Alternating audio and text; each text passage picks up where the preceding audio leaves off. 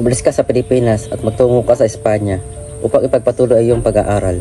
Dito, ikaw ay bantay sarado ng mga otoridad at mga praile. Sa ibang bansa, magiging malaya kang matuto at mapapalawak mo ang iyong kaisipan. Huwag mong kalimutan ang iyong pinagmulan at ating bayan. Lahat ng iyong matutunan ay gamitin mo balang araw para sa ikabubuti ng ating mga kababayan.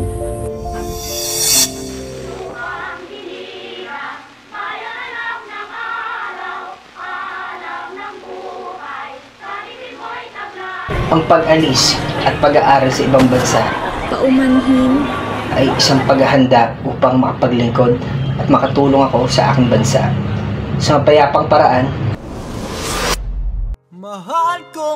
at upang makapagtapos ng medisina, kapos man sa pera. Gaano kalawak ang iyong mga kalaman sa lengguwahe?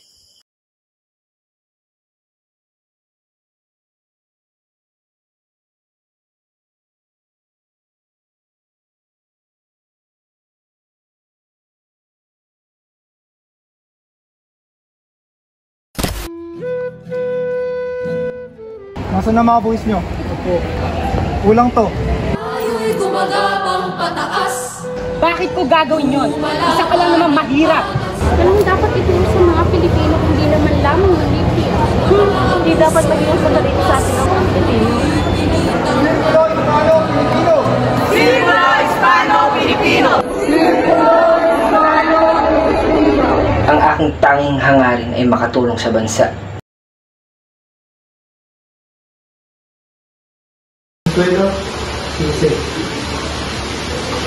Dahil ako pa makilala din.